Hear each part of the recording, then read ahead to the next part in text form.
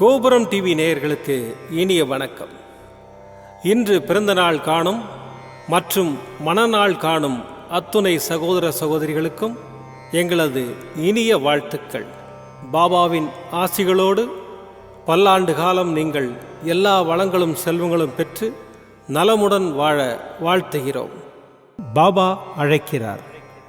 அவரின் பொன்மொழிகளை கேட்பதற்காக, நம் பிரச்சனைகளை தீர்த்து வைக்கும் அற்புதமான கூட்டு பிரார்த்தனை செய்வதற்காக, மேலும் மனம் ஒருநிலைப்படவும் மனம் அமைதி பெறவும் அற்புதமான தியானம் செய்யவும் பாபா அழைக்கிறார். பாபா நம் கரங்களை பிடித்து அழைத்துச் சென்று அற்புதம் நிகழ்த்தவிருக்கிறார். வாருங்கள், பாபாவின் பொன்மொழிகளை தரிசனம் செய்வோம். அன்பு குழந்தையே, திசை தெரியாமல் அலைந்து திரிந்து கொண்டு இருந்த உன்னை இன்று எனது நேரடி பார்வையில் வைத்திருக்கிறேன். தன்னம்பிக்கையோடு இரு. எதிர்பார்த்தது கிடைக்கவில்லை என்றால் எதிர்த்து போராடு. பயந்து ஒளியாதே. எதற்காகவும் பயப்பட வேண்டிய அவசியமில்லை.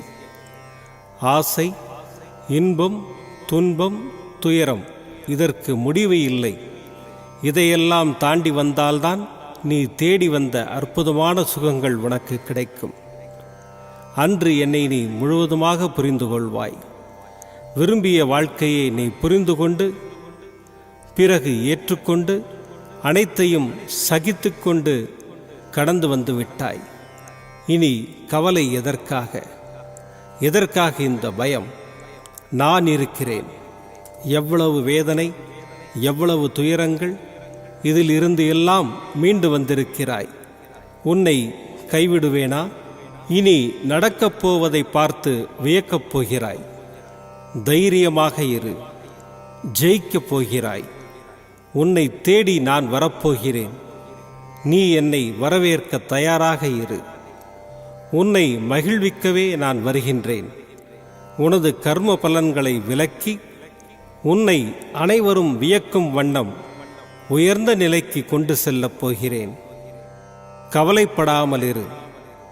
என்னை வரவேற்க தயாராக இரு. உன்னை தேடி நான் வரப்போகிறேன். உன்னை பாதுகாப்பேன். அதுவரை பொறுமையாக நம்பிக்கையோடு இரு. நம்பிக்கைதான் வாழ்க்கை. அப்பா, நான் இருக்கிறேன் உன் நிழலாக. ஓம் ஸ்ரீ சாய்ராம். பாபாவின் அற்புதமான பொன்மொழிகளை தரிசனம் செய்தோம். அடுத்த நிகழ்வு கூட்டு பிரார்த்தனை.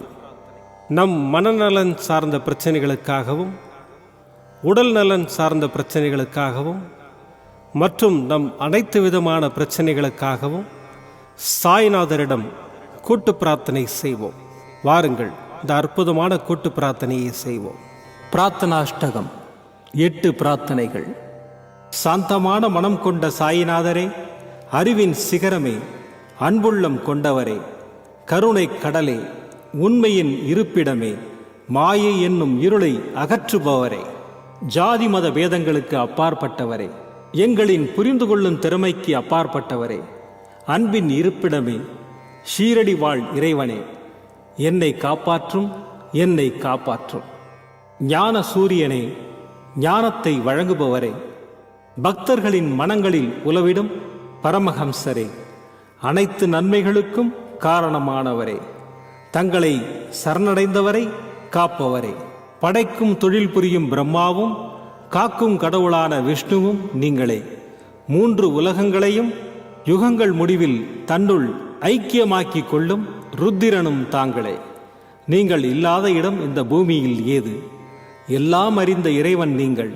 எங்கள் எல்லோரின் இதயங்களிலும் வசிப்பவரும் நீங்களே. எனது எல்லா குற்றங்களையும் மன்னிக்க வேண்டும் என்று வேண்டி கேட்டுக்கொள்கின்றேன். அலை அலையாய் தொடர்ந்து வரும் சந்தேகங்களையும் மனமயக்கங்களையும் போக்குவீராக. நீங்கள் கோமாதா, நான் பிறந்த இளங்கன்று. நீங்கள் சந்திரன், நான் சந்திரகாந்த கல். தங்கள் பாதங்கள் கங்கை நதி. பணிவுடன் இந்த தாசன் உங்கள் பாதங்களில் தலை வணங்குகிறேன். உங்கள் கைகளை என் தலைமீது வைத்து ஆசை கூறுங்கள். என் கவலைகளும் துன்பங்களும் பறந்தோடட்டும். இந்த கணு தங்களின் தாசன். இந்த 8 துதிகளையும் கூறி நான் உங்களை சாஷ்டாங்கமாக நமஸ்கரிக்கின்றேன். எனது பாவங்கள், துன்பங்கள் மற்றும் ஏழ்மை நிலை இவை யாவும் உடனடியாக விலகி ஓடட்டும். ஓம் சாய்ராம், ஓம் சாய்ராம், ஓம் சாய்ராம். அற்புதமாக கூட்டு பிரார்த்தனை செய்தோம். பாபா நம்முடைய கோரிக்கையை ஏற்று நிச்சயமாக நமக்கு அற்புதங்களை செய்வார் என்பது சத்தியம். இனி கண்களை மூடி பாபாவை மனதில் நிறுத்தி பாபாவின் அற்புதமான சக்தி வாய்ந்த மந்திரத்தை அனுபவிப்போம். ஓம் ஷிரடி வாசாய வித்மஹே சச்சிதானந்தாய தீமஹி தன்னோ சாயி பிரச்சோதயாத். ஓம் ஷிரடி வாசாய வித்மஹே சச்சிதானந்தாய தீமஹி தன்னோ சாயி பிரச்சோதயாத். ஓம் ஷிரடி வாசாய வித்மஹே சச்சிதானந்தாய தீமஹி தன்னோ சாயி பிரச்சோதயாத். ஓம் ஷிரடி வாசாய வித்மஹே சச்சிதானந்தாய தீமஹி தன்னோ சாயி பிரச்சோதயாத். ஓம் ஷிரடி வாசாய வித்மஹே சச்சிதானந்தாய தீமஹி தன்னோ சாயி பிரச்சோதயாத். ஓம் ஷிரடி வாசாய வித்மஹே சச்சிதானந்தாய தீமஹி தன்னோ சாயி பிரச்சோதயாத். ஓம் ஷிரடி வாசாய வித்மஹே சச்சிதானந்தாய தீமஹி தன்னோ சாயி பிரச்சோதயாத். ஓம் ஷிரடி வாசாய வித்மஹே சச்சிதானந்தாய தீமஹி தன்னோ சாயி பிரச்சோதயாத். ஓம் ஷிரடி வாசாய வித்மஹே சச்சிதானந்தாய தீமஹி தன்னோ சாயி பிரச்சோதயாத். ஓம் ஷிரடி வாசாய வித்மஹே சச்சிதானந்தாய தீமஹி தன்னோ சாயி பிரச்சோதயாத். ஓம் ஷிரடி வாசாய வித்மஹே சச்சிதானந்தாய தீமஹி தன்னோ சாயி பிரச்சோதயாத். ஓம் ஷிரடி வாசாய வித்மஹே சச்சிதானந்தாய தீமஹி தன்னோ சாயி பிரச்சோதயாத். ஓம் ஷிரடி வாசாய வித்மஹே சச்சிதானந்தாய தீமஹி தன்னோ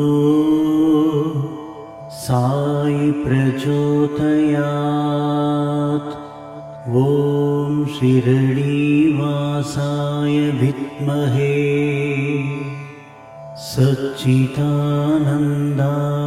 धीमहि तन्नो साई प्रचोदयात्। ॐ शिरडीवासाय विद्महे सच्चिदानन्दाय धीमहि तन्नो साई प्रचोदयात्। ॐ शिरडीवासाय विद्महे सच्चिदानन्दाय धीमहि तन्नो साई प्रचोदयात्। ॐ शिरडीवासाय विद्महे सच्चिदानन्दाय धीमहि तन्नो साई प्रचोदयात्। ॐ शिरडीवासाय विद्महे सच्चिदानन्दाय धीमहि तन्नो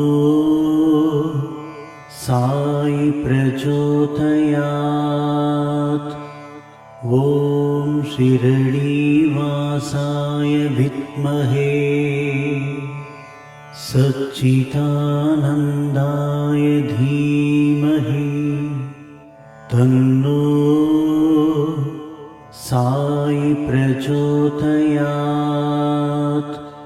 ॐ शिरडीवासाय विद्महे सच्चिदानन्दाय धीमहि तन्नो साई प्रचोदयात्। ॐ शिरडीवासाय विद्महे सच्चिदानन्दाय धीमहि तन्नो साई प्रचोदयात्। ॐ शिरडीवासाय विद्महे सच्चिदानन्दाय धीमहि तन्नो साई प्रचोदयात्। ॐ शिरडीवासाय विद्महे सच्चिदानन्दाय धीमहि तन्नो साई प्रचोदयात्। ॐ शिरडीवासाय विद्महे सच्चिदानन्दाय धीमहि तन्नो साई प्रचोदयात्। ॐ शिरडीवासाय विद्महे सच्चिदानन्दाय धीमहि तन्नो साई प्रचोदयात्। ॐ शिरडीवासाय विद्महे सच्चिदानन्दाय धीमहि तन्नो साई प्रचोदयात्। ॐ शिरडीवासाय विद्महे सच्चिदानन्दाय धीमहि तन्नो साई प्रचोदयात्। ॐ शिरडीवासाय विद्महे सच्चिदानन्दाय धीमहि तन्नो साई प्रचोदयात्। ॐ शिरडीवासाय विद्महे सच्चिदानन्दाय धीमहि तन्नो साई प्रचोदयात्। ॐ शिरडीवासाय विद्महे सच्चिदानन्दाय धीमहि तन्नो साई प्रचोदयात्। ॐ शिरडीवासाय विद्महे सच्चिदानन्दाय धीमहि तन्नो साई प्रचोदयात्। ॐ शिरडीवासाय विद्महे सच्चिदानन्दाय धीमहि तन्नो साई प्रचोदयात्। மீண்டும் நாளை காலை இந்த அற்புதமான பாபா அழைக்கிறார் நிகழ்ச்சியில் சந்திப்போம். நன்றி, வணக்கம். விதம் விதமான பக்தி நிகழ்ச்சிகளை உங்களுக்காக தந்து கொண்டிருக்கிறது உங்கள் கோபுரம் டிவி. உங்களுக்கு பிடித்த நிகழ்ச்சிகளை லைக் செய்யுங்கள், உங்களுக்கு பிடித்த மாணவர்களுக்கு ஷேர் செய்யுங்கள். மேலும் சப்ஸ்கிரைப் செய்வதோடு மட்டுமல்லாது அருகில் இருக்கும் பெல் பட்டனை கிளிக் செய்து கோபுரம் டிவி நிகழ்ச்சிகளை உடனுக்குடன் தெரிந்து கொள்ளுங்கள். மற்றும் ஒரு மகிழ்ச்சியான செய்தி, கோபுரம் டிவி ஆப்பை கூகுள் பிளே ஸ்டோரில் ஃப்ரீ டவுன்லோட் செய்து கோபுரம் டிவி நிகழ்ச்சிகளை தொடர்ந்து கண்டுகளியுங்கள், பாருங்கள், ரசியுங்கள், பரவசமடையுங்கள்.